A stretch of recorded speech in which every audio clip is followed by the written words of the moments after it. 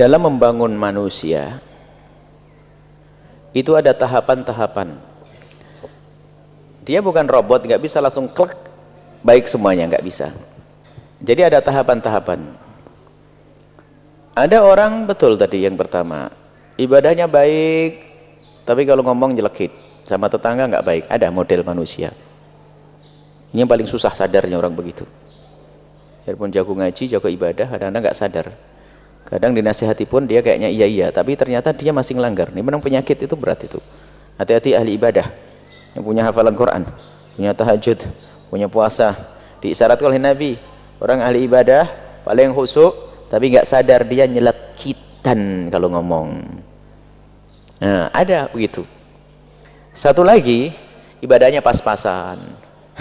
Bahkan sering sholatnya bolong. Tapi dia baik sama tetangga, santun, menghargai, nyenengkan. Nah ini.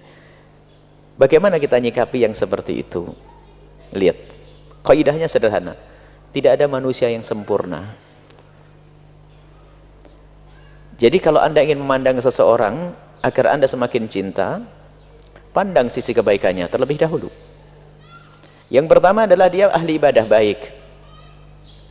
Jangan Anda tanamkan kebencian di hati Anda gara-gara dia suka nyelekit. Lupakan itu. Jadi Anda lihat kebaikannya. Dia lekin sholat dan sebagainya dan sebagainya. Anda lihat itu. Pandanglah nilai positifnya terlebih dahulu. Baik, kemudian setelah Anda melihat nilai positifnya, Anda panjatkan doa kepada Allah. Ya Allah, orang ini sudah baik sholatnya, maka jadikan dia baik sama tetangganya. Gitu. Kadang kita itu hanya mau ngelihat jeleknya aja, seolah-olah orang nggak punya kebaikan. Ini problem. Anda dengan istri pun juga susah kayak begitu. Sama suami juga susah. Ngelihat jeleknya tok, seolah-olah punya kebaikan. Sama ngelihat yang satu lagi, dia sholatnya masih bolong-bolong. Hah? Tapi ternyata sama orang lain baik. Itu bagaimana? Anda lihat dia adalah sama orang lain baik, subhanallah. Pandang baiknya dia. Agar kita semakin cinta kepada dia, agar kita semakin perhatian kepada dia, tidak berubah menjadi kebencian. Kadang itu bukan begitu, pakai banding-bandingan toh ya. Biasanya yang sering terjadi ini adalah, Buya gimana? Perempuan nggak pakai jilbab, tapi akhlaknya baik. Atau pakai jilbab, pakai kerudung, tapi akhlaknya jelek. Bagusan mana? Jawaban saya, yang jelek kamu. Yang jelek kamu. Ada orang begitu. Ada persahabatannya gitu. Mana lebih bagus? Pakai kerudung, tapi ngomongnya jelek. Akhlaknya nggak baik. Yang satu lagi adalah akhlaknya baik, tapi nggak pakai kerudung. Mana yang lebih jelek? Mana yang lebih bagus? Yang jelek kamu. Kenapa? Ini bukan untuk diperbandingkan, bukan. Semuanya punya yang pakai kerudung bagus atau tidak? Bagus, alhamdulillah. Semoga dengan kerudungnya akhlaknya menjadi baik. Yang satu lagi akhlak baik atau tidak? Baik, cuman kurang, ya Allah, dia akhlaknya baik, cuman kok belum pakai kerudung, ya Allah, maka berikan hidayah. Selesai. Pakai banding-bandingan. Nah, biasanya yang bandingan itu pasti salah satu. Yang dia nggak pakai kerudung, pasti pengen mengatakan bahasanya, kan mending akhlaknya baik, biarpun nggak pakai kerudung. Maunya ngomong begitu dia.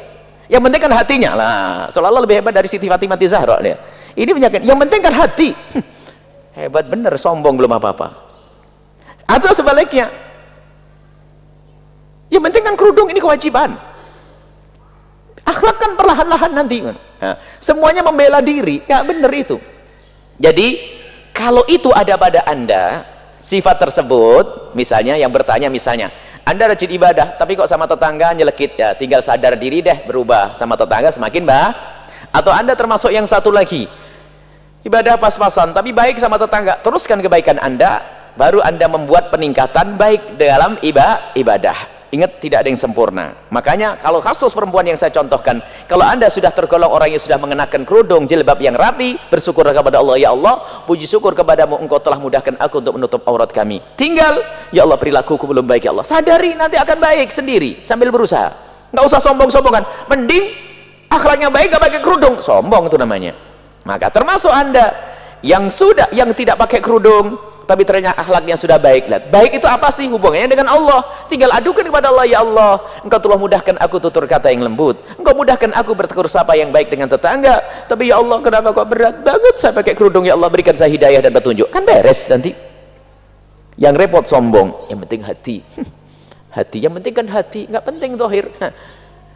Coba dikasih koreng, mau kau? Kan tidak penting tadi, korengan semuanya full koreng, mau? Kan yang penting hati, mau enggak?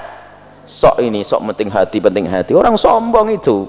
Ada biasanya ada adik-adik kita yang nggak mau pakai kerudung, pakai yang penting hati. Jadi seolah-olah Siti Fatimah Zahra yang sangat rapat menutup itu jelek hatinya. Kan kurang ajar itu. Sudah begitu sombong lagi. Akan tapi ketahuilah, kalau anda punya kelebihan, jadikan itu bahan untuk bersyukur. Kalau punya kekurangan, jadikan itu untuk mengadu kepada Allah. Selesai. Nggak usah melihat orang lain, nilai orang lain, dirimu sendiri.